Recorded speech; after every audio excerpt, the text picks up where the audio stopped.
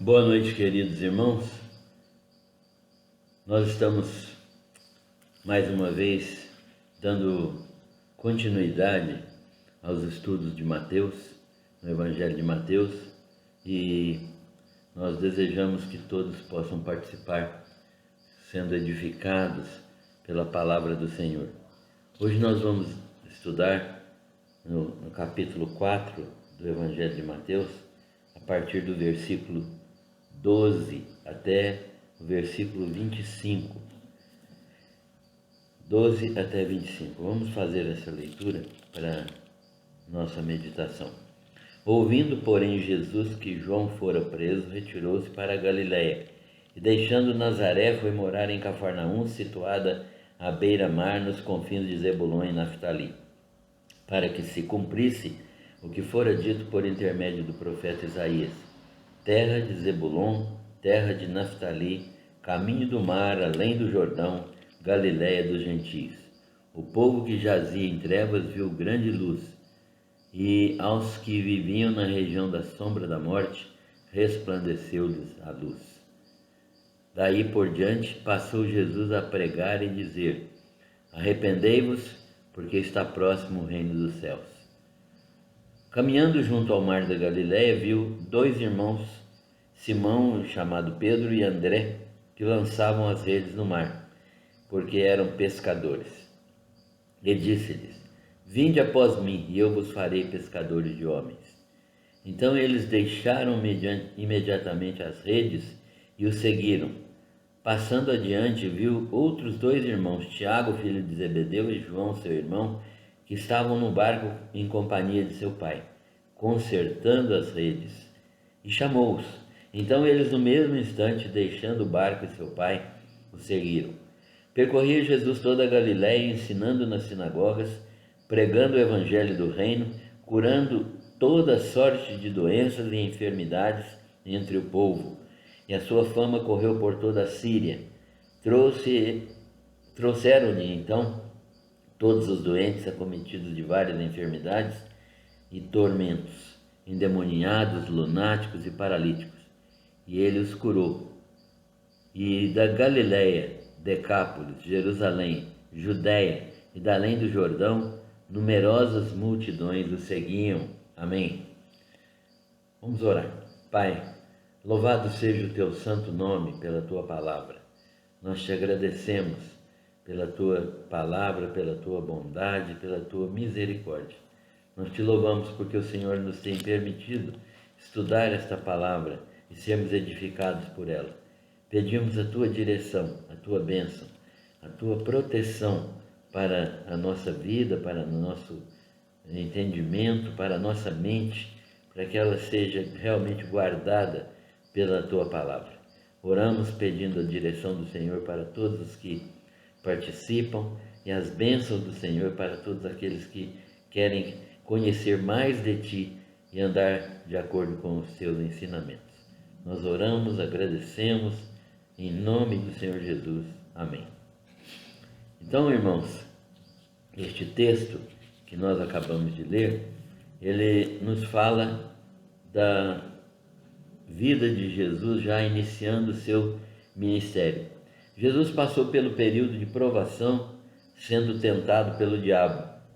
Ele está na Judéia, onde foi batizado, onde permaneceu algum tempo pregando o evangelho do reino. E nesse tempo, João Batista é preso. Jesus se retira para a Galiléia, porém não fica em Nazaré, mas vai morar numa cidade à beira do mar da Galiléia, que é um lago na região norte da Palestina e na região limítrofe entre os territórios de Zebulon e Naftali. Ele vai morar então em Cafarnaum. Isso cumpriu a profecia de Isaías, capítulo 9, versículo 12, que daí em diante começa o seu ministério público, e Mateus registra essa profecia de Isaías, em que nós já lemos, Jesus é chamado de Nazareno, né? O povo que jazia em trevas viu uma grande luz, e aos que viviam na região da sombra da morte resplandeceu-lhes a luz. Isaías está falando de Jesus e seu ministério na Galiléia. Jesus inicia seu ministério público pregando arrependimento como condição para entrar no reino de Deus. Jesus está pregando o evangelho do reino, pregando que o reino está próximo, porque ele é o rei que vai inaugurar o reino. Este reino é dos céus, não é um reino material apenas, não é um reino humano apenas, não é um reino temporal, mas é espiritual, é divino, é permanente, é celestial, porque é o reino de Deus. Então, Jesus está pregando a inauguração desse reino. O reino de Deus, conforme as Escrituras nos falam, inclui o reino de Davi, inclui a nação de Israel, inclui essas duas, a nação de Israel, que inclui Judá, né, e Israel. Aqui Israel é tomado no sentido mais amplo, sobre a qual o Messias vai reinar. Sobre a nação de Israel o Messias vai reinar, e da qual só participarão aqueles que receberem o rei, né? Receberem o reino significa receber o próprio rei em seus corações. O reino de Jesus vai ser instaurado, estabelecido em cada coração, em cada alma que se entrega ao Senhor Jesus. Jesus convoca discípulos e ele está morando em Cafarnaum, cidade à beira-mar, cuja maior atividade era a pesca. Jesus passa ali junto ao mar, na praia, e vê dois irmãos, Pedro e André, que estavam pescando. Ante o chamado de Jesus, vinde após mim, eu vos farei pescadores de homens, eles deixam tudo e o seguem. O mesmo acontece com os outros dois irmãos, Tiago e João, que consertavam redes com seu pai. Jesus os chama, eles deixam seu pai e o barco e passam a seguir Jesus.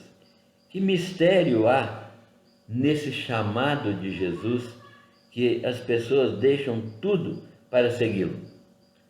Qual seria o mistério? Primeiro de tudo, nós podemos pensar numa atração da personalidade marcante de Jesus. Pode ser isso? Quem sabe?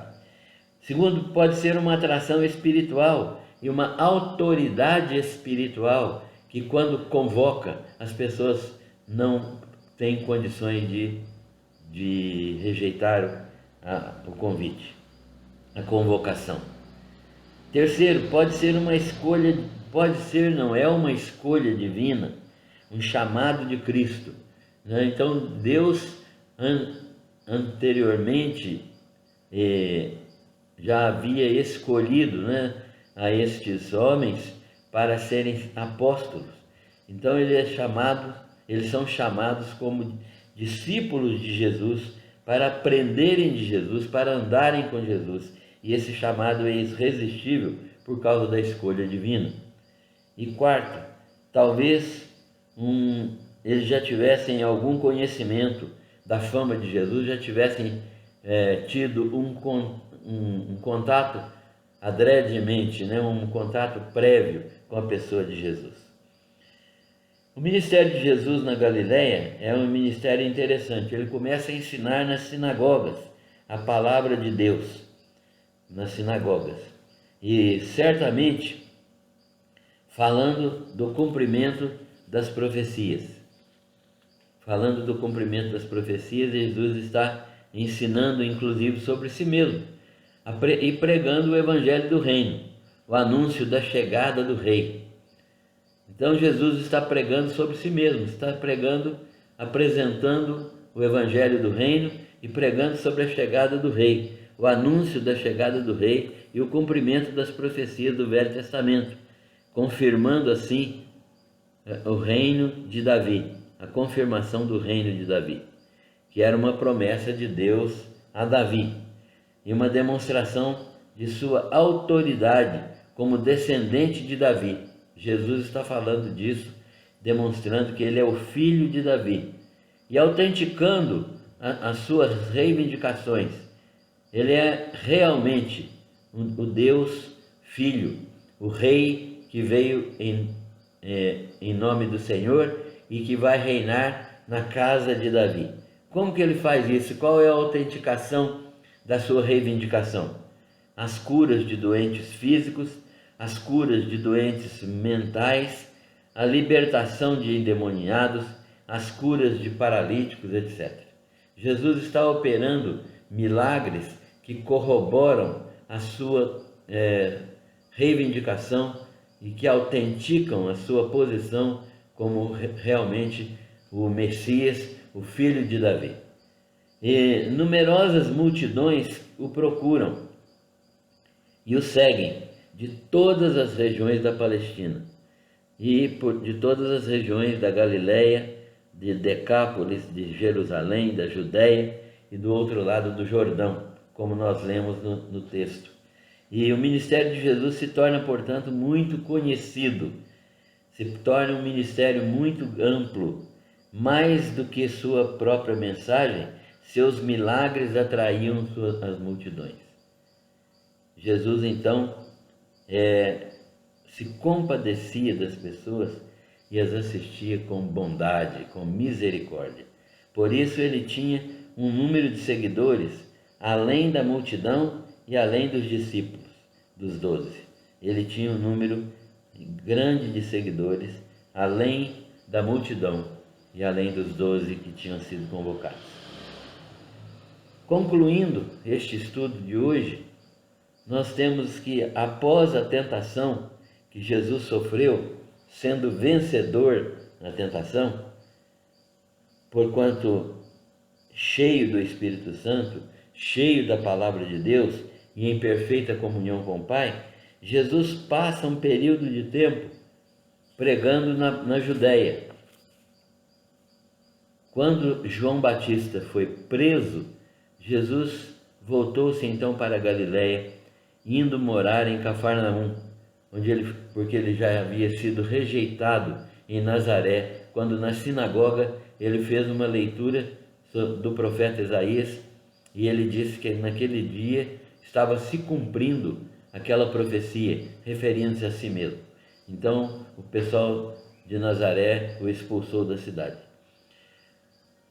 Então, indo morar em Cafarnaum, ali Jesus encontrou os primeiros discípulos e começou o seu ministério público de pregação em toda a Galiléia, realizando milagres que autenticavam a sua mensagem e sua divindade e seu direito real ao trono de Israel. Mateus vê as coisas deste modo e registra, por inspiração do Espírito Santo, desta maneira que nós estamos aprendendo aqui. Então é bom analisarmos que realmente Jesus é o rei que vai estabelecer o reino, e ele é o rei que é descendente de Davi, que é filho de Abraão. A tese de Mateus é que Jesus é o ungido rei de Israel, é o filho de Davi, o filho de Abraão, que tem direito ao trono, que tem direito de ser ocupante do trono de Davi. Quais as aplicações que este texto tão simples pode nos dar, nos permitir tirar, ou nos levar a aplicar imediatamente na nossa vida? A primeira aplicação diz respeito à tentação de Jesus. Ele foi conduzido ao deserto para ser tentado pelo inimigo e foi vencedor. Eu e você somos tentados, provados com frequência. Que recursos devemos usar para lutar contra as tentações e provações. Então nós já mencionamos isso em um outro estudo, mas basicamente aquilo que Jesus usou. Primeiro de tudo, ele foi um homem cheio do Espírito Santo. No seu batismo ele foi plenamente cheio do Espírito Santo. Segundo, ele conhecia a palavra de Deus e meditava nela. Como um bom judeu, Jesus conhecia a palavra e meditava nela. Então, ele tinha um bom conhecimento da palavra e sabia usá-la. Terceiro, ele tinha comunhão plena com o Pai e tinha consciência plena do que é que o Pai queria de sua vida. Ele sabia a vontade de Deus para a sua vida. Então, deste modo, eu e você também, sendo tentados, podemos vencer as tentações e as provações por este caminho que Jesus nos ensinou. Ser cheio do Espírito Santo, ser conhecedores e praticantes da palavra, sermos conhecedores e termos comunhão direta com o Pai e aplicarmos na nossa vida toda a vontade do Pai, no sentido de fazermos aquilo que o Pai deseja, de praticarmos aquilo que Ele estabelece para cada um de nós. Isso nos dá condições de dependência de Deus, mas na dependência de Deus, mas de vencermos as provações e as tentações. Jesus tem autoridade espiritual para nos convocar para sermos discípulos. Nós vimos isso em relação aos discípulos, né? A convocação de Pedro e André, de Tiago e João, depois outras convocações de Natanael, de Filipe, que não aparecem aqui nesse texto, mas que nós sabemos. Então Jesus tem autoridade espiritual para nos convocar, para sermos discípulos. Nós somos chamados e devemos obedecer. Ele é o Deus eterno, o provedor, e suprirá todas as nossas necessidades. Então nós precisamos aprender com este texto que Jesus tem autoridade espiritual para nos convocar. Aliás, nós já somos convocados. Eu creio que todos nós estamos participando, somos já crentes em Jesus, já somos convocados. Você já entendeu a sua convocação? Você sabe por que é que você foi convocado e para que você foi convocado? É para ser discípulo de Jesus, mas é para fazer alguma coisa que só você pode fazer, porque Ele te convocou especificamente para andar em obediência e cumprir o seu ministério. Que Deus possa nos mostrar diariamente qual é a sua vontade para a nossa vida. Terceira aplicação. Uma característica do discípulo é a prontidão na resposta a Jesus. Isso nós vimos nos convites a Pedro, André, Tiago e João. Eles largaram imediatamente o trabalho que eles faziam e foram andar atrás de Jesus. Essa característica se chama prontidão, é a resposta imediata, não deixar para depois, não deixar que outros interesses ocupem o lugar de Jesus na nossa vida. Então essa característica do discípulo é fundamental, é a prontidão na resposta a Jesus. Você está pronto a responder a Jesus? Quando Ele te chama, te ordena alguma coisa, você está disposto a fazer imediatamente?